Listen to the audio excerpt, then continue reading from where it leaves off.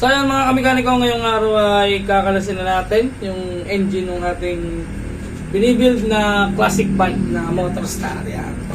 So unahin natin yung makina ng mga kamekanikong gawin kasi tulog kulig-lig. Dinig din naman kahapon yung sa vlog natin. So yan, nakakalaskasin lang natin, tatimelaps ko na lang para hindi ka mainip. Papakita ko lang sa inyo kung ano yung mga nasira ng kamekaniko. Let's go!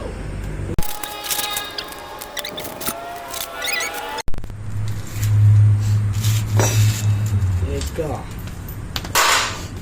Yon, tuyo ng langis. Ito yung tuyo. Yung tuyo siya ng langis mga kamekanika. Tapos yung bracket niya, usok. Kasi ng clearance. Tapos mga local na yun, tornilyo. Aray ko. Mga local na yung tornilyo niya.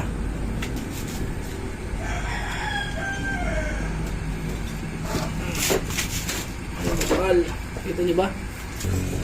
Kilo eh, tingnan niyo. Kilo yung guide oh. Kilo. Tapos kalog. Tapos may mga hinang onis patan. Siguro palta natin yan. Tap muna natin. Tap. Tap, tap, tap, tap. Tap.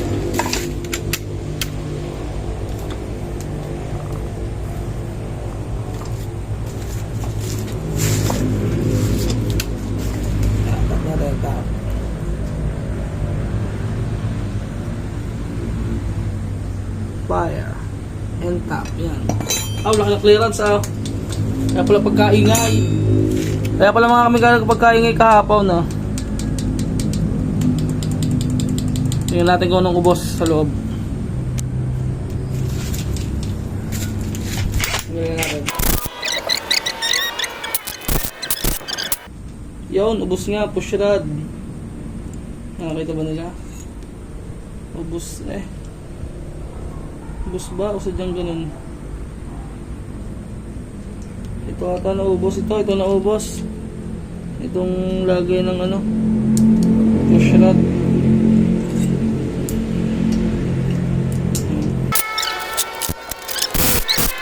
Ito mga kamekanika, pakita ko sa inyo. Kilo ba? Kilo.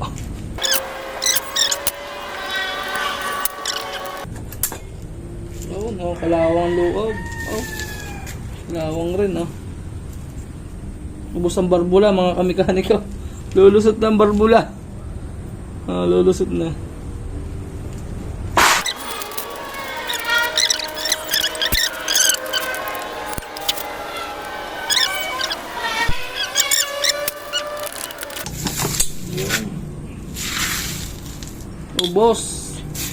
Ubos pa mga kamekaniko ang cam follower, ang cams kaya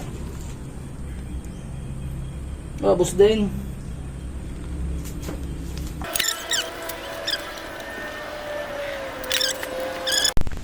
Yan, tinanggal kong piston. Laki pala ng bore nito, 62. Wow, laki pala ng bore ng ganito, 62. Yan yung nakita kong sira sa kare Dapat dito walang side play, walang gano'n, walang clearance na gano'n, tapos wala din gano'n may clearance din Yan. Yung rod naman parang hindi ko pa alam kung may sira, pero tatanggalin na rin natin para overhaul na rin talaga. Okay, kaya lang natin.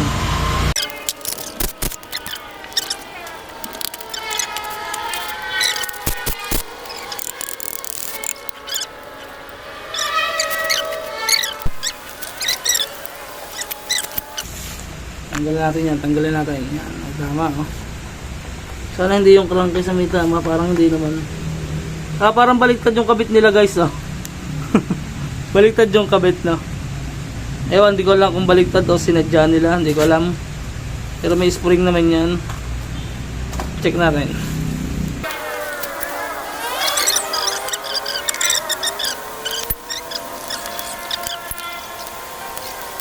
Kasi mga kamekaniko, habang tinatanggal ito, Kim ko ang kabila. Pero Motorstar. Ano ba talaga to? Kimco o Motorstar? Kimco eh. Ano kabila? Motorstar. Pero rin, Kimco nakalagay ah. Ay, matanggal na rin. Nag-overheat na siguro rin. Tanggalin lang natin. Yan, natanggal na natin.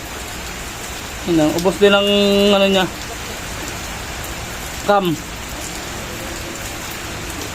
Kumapit na nga ng tulo yun siya dito. Oh. Nag-overheat. Galit oh. Ah. Tapos kalog oh.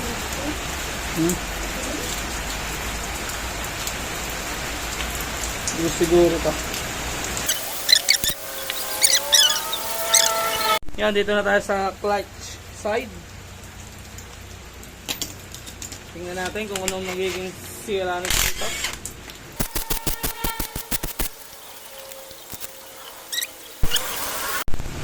Ubos din mga kamikaniko yung kanyang clutch hub. Yan oh. Nilagyan na nga lang ng plate oh, para gumana. Ano? Clutch na tinanggal yung pinaka-lining oh. Kaya ubos yan oh.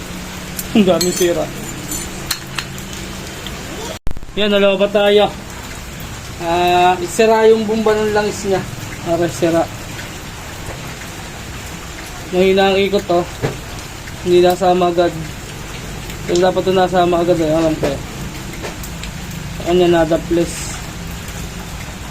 Nadap ko siya. So yan, hahanap tayo nito. Ayan, nandito, nakalag ko na nga pala yung kanyang mga tornilyo sa gilid. Bibiyakin na lang yan.